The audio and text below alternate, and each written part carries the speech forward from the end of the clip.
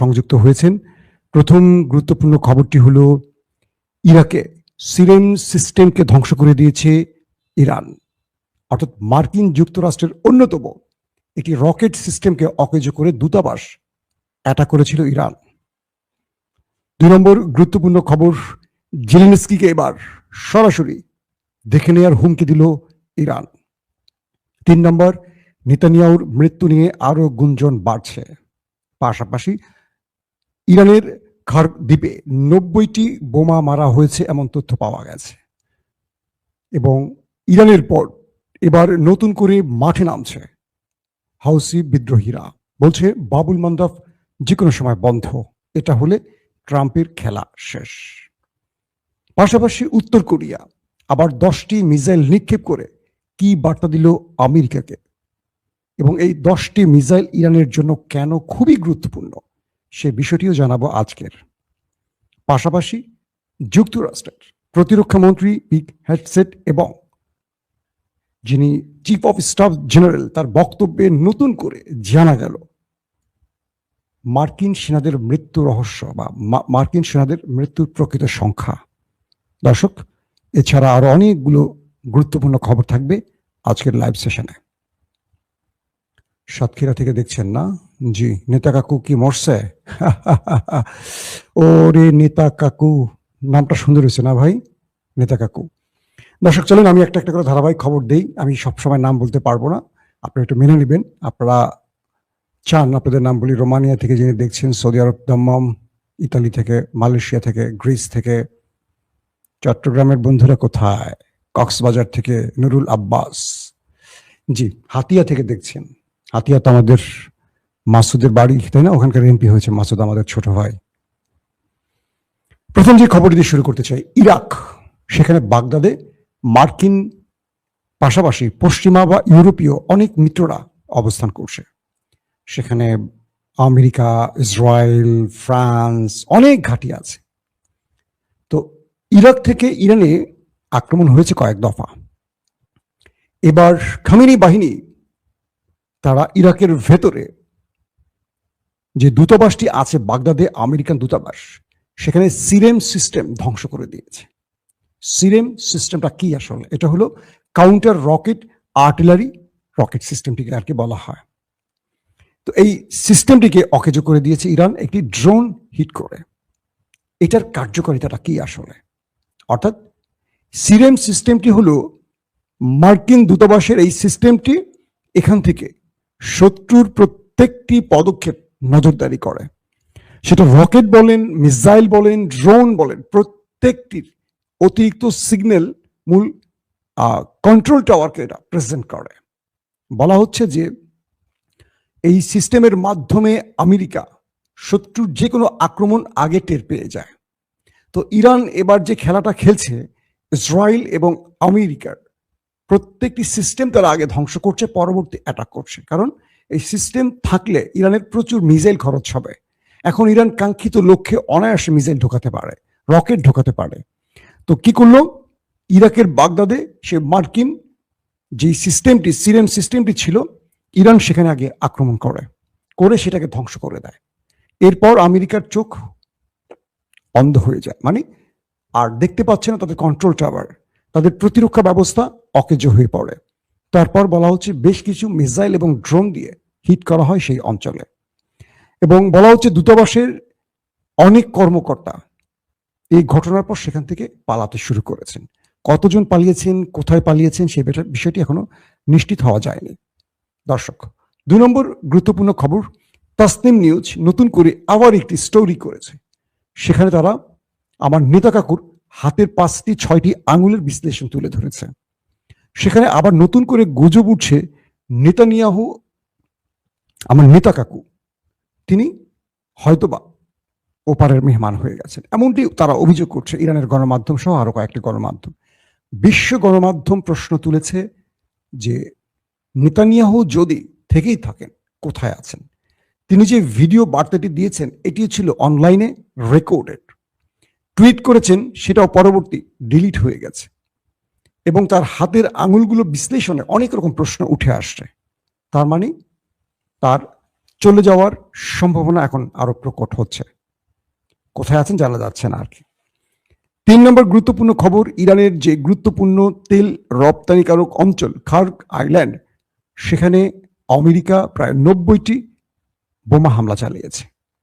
বলা হচ্ছে এখানে ইরানের সেনা ঘাঁটিগুলোকে লক্ষ্য করে হামলা করা হয়েছে। আর ইরান বলছে এখানে তাদের কোনো মানে বড় ফ্রেমে সেনা ঘাঁটি ছিল না, মূলত এখানে ছিল তাদের তেল রপ্তানির বিভিন্ন স্থাপনা।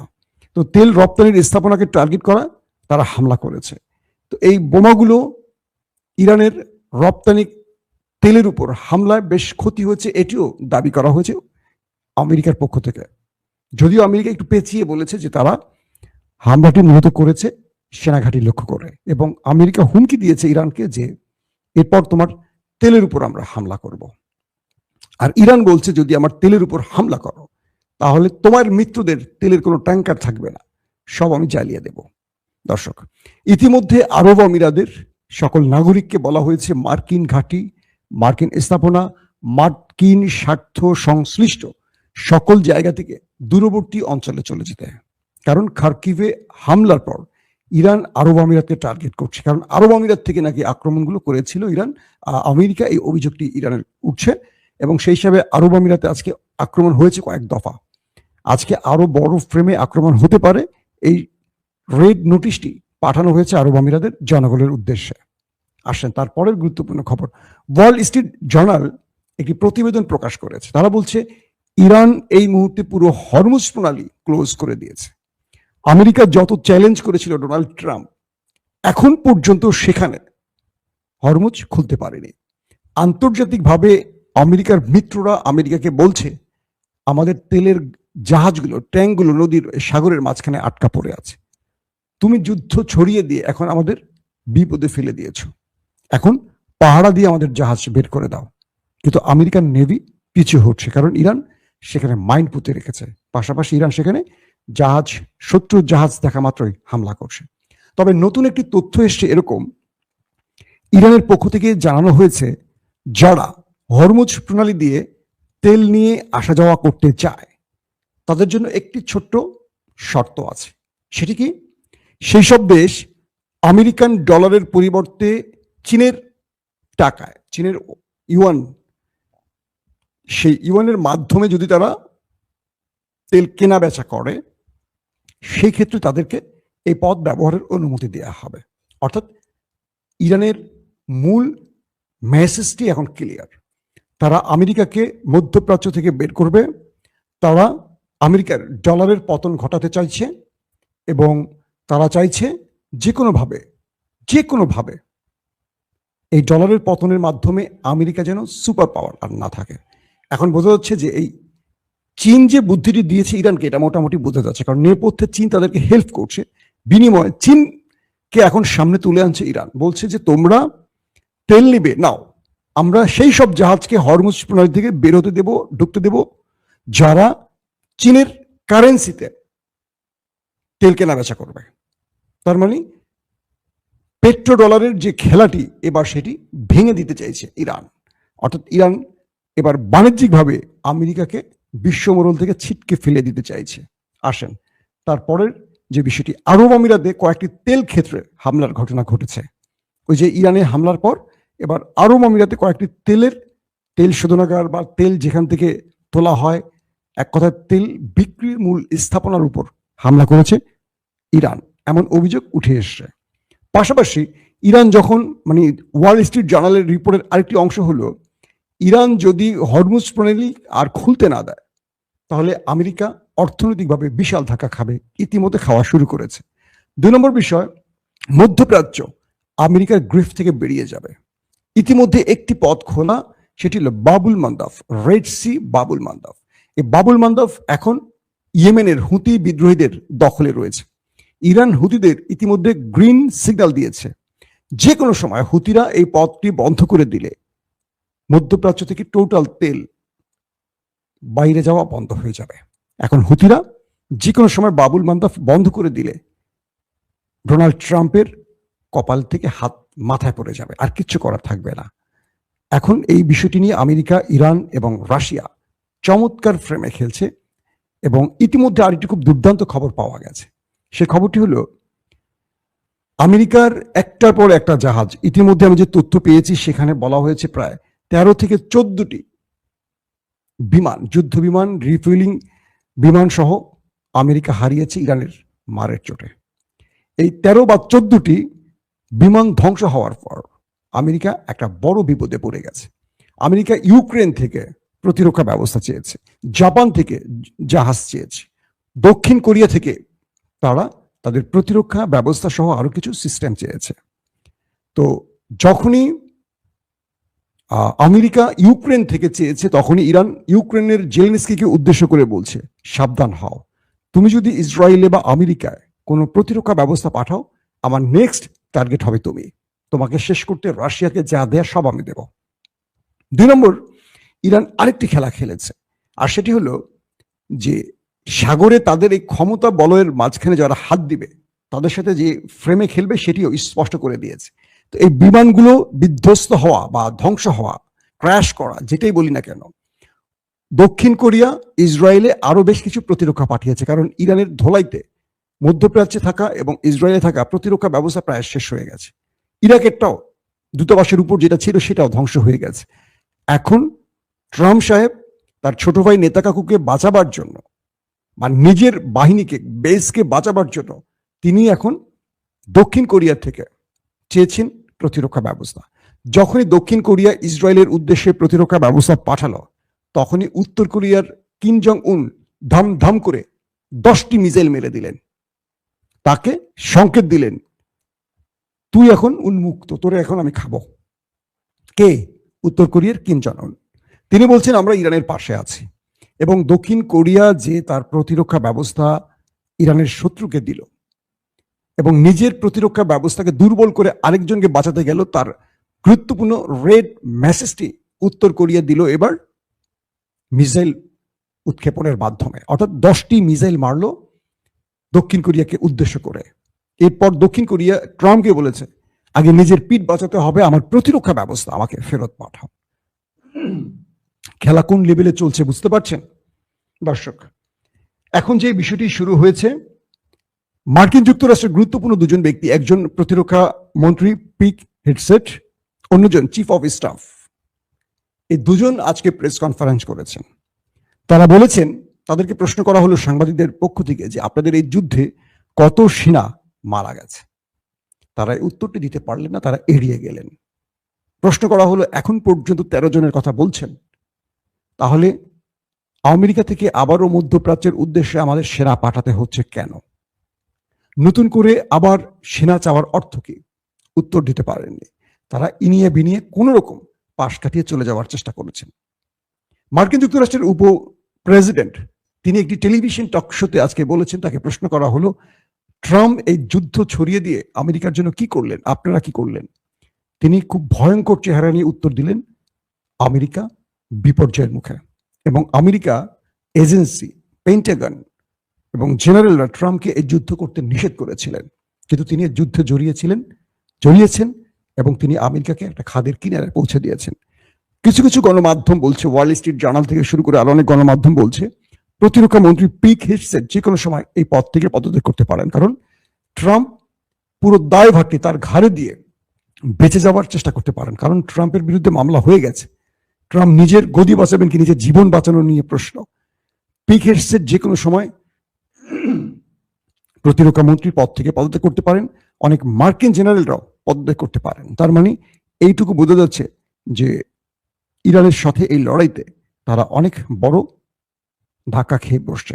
আমেরিকার সেনাদের উপর হামলা প্রসঙ্গে আরেকটি তথ্য পাওয়া গেছে। আজকে ইরানের হামলায় 30 জন আমেরিকার সেনা আহত হয়েছেন, এর মধ্যে 20 জনের অবস্থা খুবই খারাপ। এবং যে রিফুয়েলিং বিমানটি ধ্বংস করা হয়েছে তার মধ্যে 4 জন, প্রথম দিনই 4 জন ওপারে চলে গেছে। এই বিষয়গুলো এখন পর্যন্ত গোপন করা হচ্ছে, যে বিষয়গুলো নিয়ে আমেরিকার জনগণ প্রশ্ন তুলতে শুরু করেছে। এবং আরো তথ্য এসছে আমেরিকার গণমাধ্যমে যে এই যুদ্ধে আমেরিকার সমরাস্ত্র ফুরিয়ে এসছে। মধ্যপ্রাচ্যে থাকা অনেক সমরাস্ত্র, যুদ্ধ বিমান, ড্রোন, মিসাইল, ইন্টারসেপ্টর মিসাইল ফুরিয়ে আসছে। নতুন করে পেন্টাগনের কাছ থেকে আবারও চেয়ে চাওয়া হয়েছে। তার মানে এই লড়াইতে আমেরিকা শত্রুকে, ইরান তার শত্রুকে যে কাউন্টার দিচ্ছে, সেই কাউন্টারে শত্রুকে মোটামুটি পরাস্ত করে ফেলেছে। আর সর্বশেষ যে খবরটি দিব সেটি হলো, নেতা কাকুর বাড়িতে এখনো অব্যাহত হামলা চলছে। একদিকে তেল আবিব, অন্যদিকে হাইফা, উত্তরের যে শহর হাইফা বাণিজ্যিক নগরী লন্ডভন্ড করে ফেলেছে। ব্যাপক আক্রমণ চলছে মিসাইল এবং ড্রোনের, কারণ তাদের প্রতিরক্ষা ব্যবস্থা ইরান ধ্বংস করে ফেলায় এখন ইরান অনায়াসে ঢুকে পড়ছে তাদের শাহেদ, তাদের মিসাইল ইমাদ, গাদর, তারপর কি বলে আরো যে মিসাইলগুলো আছে, সেই মিসাইলগুলো অনায়াসে এখন ঢুকছে দেশের, মানে শত্রু দেশটির ভেতরে। এবং আজকে কিছু গণমাধ্যমের তথ্য এসছে এই আক্রমণের ফলে প্রচুর হতাহতের খবর পাওয়া গেছে, যদিও সেই দেশটি এই সংখ্যাটি প্রকাশ্যে আনছে না। বলা হচ্ছে ইরানের মিসাইল এখন, ড্রোন এখন বাংকারে ঢুকে পড়ছে, যেখান থেকে কোনো মানুষ নির্বিঘ্নে নিরাপদে পালিয়ে যেতে পারছে না। কারণ একটা রুদ্ধ পজিশনে, রুদ্ধ ঘরের মধ্যে বাংকার তৈরি করা হয় মাটির নিচে, সেখানে জিপিএস সিস্টেমে প্রবেশ করছে মিসাইলগুলো। এবং সেখানে ইরান কেন কাজটি করছে? কারণ তার দেশের সাধারণ মানুষের উপর হামলার প্রতিশোধ এভাবে ইরান নিচ্ছে, ঠিক বিষয়টি এরকমও নয়। ইরান যেটি করছে, সেখানে অনেক সামরিক ব্যক্তিরা, মোসাদ বা সিনবাতের গুরুত্বপূর্ণ এজেন্টরা এবং দেশটির গুরুত্বপূর্ণ লিডাররা যারা যুদ্ধে এই দেশটির বিরুদ্ধে বা মানে ইরানের বিরুদ্ধে কাজ করছেন, তাদের আশ্রয়স্থল বলে সেই জায়গাগুলো টার্গেট করা হয়েছে। এক কথায় সংক্ষেপে যদি আমরা বলি, এই মুহূর্তে ইরান পজিশনে তারা 100% রাইট ট্র্যাকে আছে বলে মনে করা ইরানের জনগণ। এবং কালকে কুদস দিবসের পর থেকে যে ম্যাসিভ আকারে আক্রমণ হয়েছে দেশটির ভেতরে, এটা কল্পনাতীত। দেশটির জনগণ বলছে তারা এখন ট্রমাটাইজ হয়ে গেছে, তারা ঘুমোতে পারছে না, খেতে পারছে না, তাদের সাধারণ জীবন ব্যাহত হয়ে গেছে। কখনো কখনো আক্রমণ হচ্ছে, সাইরেন বাজছে না, কখনো কখনো আক্রমণ হচ্ছে না কিন্তু সাইরেন বাজছে। এভাবে তাদের দেশের জনগণ একটা ভুতুরে পরিবেশের মধ্যে পড়ে গেছে। অন্যদিকে নেতানিয়াহুর হদিস মিলছে না। সবকিছু মিলে ডোনাল্ড ট্রাম্প আবারও নতুন করে মানে যুদ্ধবিরতি বা সিজ ফায়ারের চেষ্টায় তার মিত্রদের সাথে যোগাযোগ শুরু করছেন, কিন্তু ইরান সেদিকে হাঁটছে না। কারণ তার শত্রুদেরকে পরাস্ত করে ইরান এবার কাঙ্ক্ষিত টার্গেটে হাত দিচ্ছে এবং বলছে মধ্যপ্রাচ্য থেকে তুমি চলে যাও। আর ওই দেশটিকে তার ক্ষেত্রে তার অনুতপ্ত হওয়ার জন্য যা করণীয় তা করে ছাড়বে, এটি ইরানের পক্ষ থেকে ঘোষণা এসছে। দর্শক, বিদায় নিচ্ছি এখনকার মতো। প্রত্যেকে ভালো থাকবেন। আল্লাহ হাফেজ।